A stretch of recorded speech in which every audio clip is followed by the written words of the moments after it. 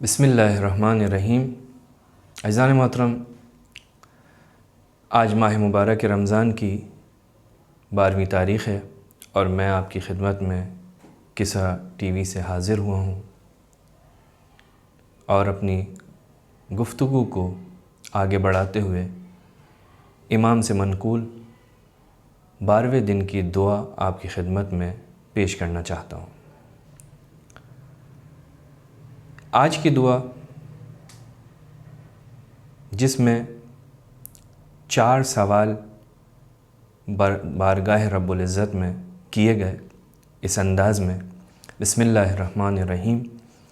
اللہم زینی فیہ بالستر والعفاف واسترنی فیہ بلباس القنوع والکفاف واحملنی فیہ علی العدل والانصاف وآمنی فیہ من کل ما اخاف بعصمتک یا عصمت الخائفین۔ 4 فقرات پر مشتمل یہ دعا۔ سب سے پہلے فقرے میں ارشاد ہو رہا ہے، پروردگارہ مجھے عفت و حیا اور لباس سے مزین کر دے۔ 2 چیزوں کا سوال ہے، مجھے توفیق دے کہ میں اپنے آپ کو گناہوں سے محفوظ کروں۔ ان گناہوں سے محفوظ کرنے کے لیے 2 چیزوں کی ضرورت ہے، ایک عفت اور ایک لباس۔ لباس جو انسان کو حفظ کرتا ہے، انسان کے ظاہر کو حفظ کرتا ہے، اور عفت جو انسان کے باطن کو حفظ کرتی ہے، محفوظ کرتی ہے، اس کی حفاظت کرتی ہے۔ ظاہری لباس مردوں کا، عورتوں کا مخصوص ایک لباس ہے۔ عورتوں کو کس حد تک اس لباس کی پابندی کرنی ہے، اپنی حفاظت کرنی ہے، مردوں کو کس حد تک، اس کے احکامات اپنی جگہ ذکر ہیں۔ باطنی لباس مجھے عفت اور پاک دامنی کا لباس عطا کر تاکہ میں اپنے نفس کی حفاظت کر سکوں، اخلاقی برائیوں سے بچ سکوں۔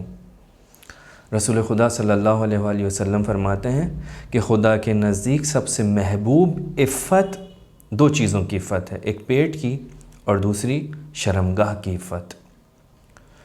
اس کے علاوہ بھی دوسرے اعضاء کی عفت کا ذکر روایات میں آیا ہے، فکر پاک ہو، نگاہ پاک ہو، گفتار پاک ہو، کردار پاک ہو، یہ ساری کی ساری پاکیزگیاں یعنی عفیف ہونا۔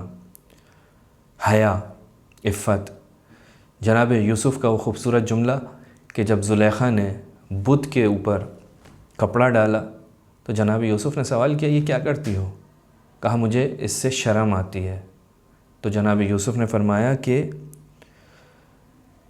مجھے بھی خدا سے شرم آتی ہے جو دیکھتا بھی ہے اور سنتا بھی ہے، تو اس سے شرم کر رہی ہے جو نہ دیکھتا ہے نہ سنتا ہے۔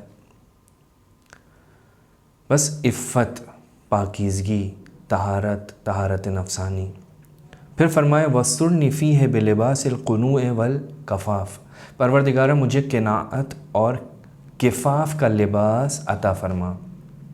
قناعت یعنی پروردگار عالم کی نعمتوں کہ جو آپ کو مجھے عطا کی ہیں ان پر راضی رہنا، جس پر زندگی گزر بسر ہو رہی ہے۔ لیکن قناعت کا یہ معنی نہیں ہے کہ انسان کھانے پینے میں کنجوسی کرے، برے حال میں رہے، برے مکان میں رہے، نہیں، یہ قناعت نہیں ہے۔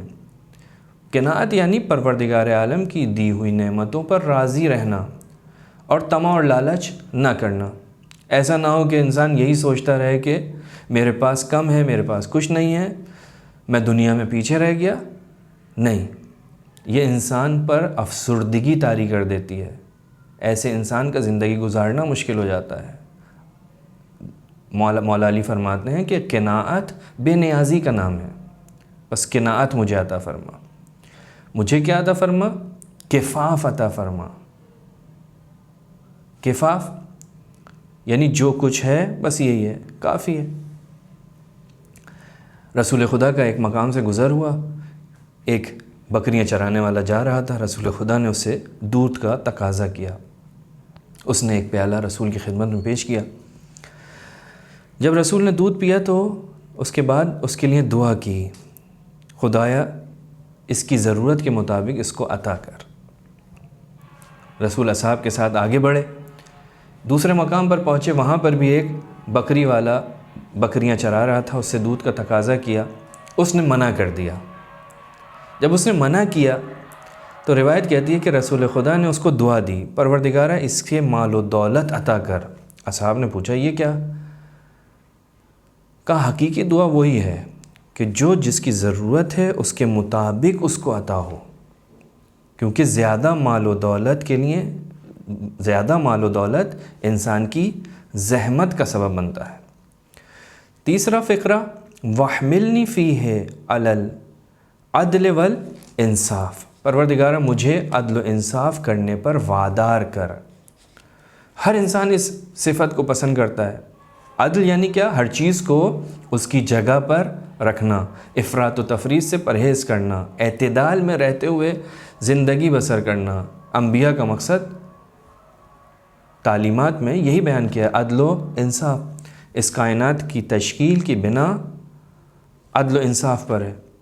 انسان ہے جو اپنے اوپر ظلم کرتا ہے، پروردگار عالم تو عدل کا، انصاف کا حکم دیتا ہے۔ اس عدل کے دو جنبے ہیں، دو پہلو ہیں، ایک اپنی نسبت، ایک دوسروں کی نسبت۔ اپنی نسبت یعنی اپنے کاموں کو صحیح طریقے سے انجام دینا، خدا کی عبادت کرنا، یہ عدل ہے۔ خدا کی عبادت عدل ہے کیونکہ خدا کا حق ہے۔ دوسروں کی نسبت یعنی معاشرے میں، جامعے میں جو آپ کے اوپر دوسروں کے حقوق بیان کیے گئے ہیں ان کو ادا کرنا۔ ایمان کی علامتوں میں سے ایک علامت عدل و انصاف ہے۔ اور چوتھے فقرے میں فرمایا وَآمِنِّي فِيهِ مِن كُلِّ مَا أَخَافُ، پروردگارہ مجھے امان دے، اطمینان دے ہر اس چیز سے جن سے میں ڈرتا ہوں۔ انسان کائنات میں بہت ساری چیزوں سے ڈرتا ہے، لیکن بہتر یہ ہے کہ انسان اس سے ڈرے کہ اس کے ایمان میں کوئی کمی نہ رہ جائے۔ انسانوں سے ڈرنا، بیماریوں سے ڈرنا، پریشانیوں سے ڈرنا، کرونا وائرس سے ڈرنا، دشمن سے ڈرنا، یہ اچھی صفت نہیں ہے۔ انسان صرف خدا سے ڈرے۔ انسان اپنے اعمال کی کمی کی وجہ سے خوف زدہ ہو، اپنے گناہوں کی وجہ سے خوف زدہ ہو، اس کی عاقبت اچھی ہونی چاہیے۔ اگر ڈرنا ہے تو ان چیزوں سے ڈرنا ہے۔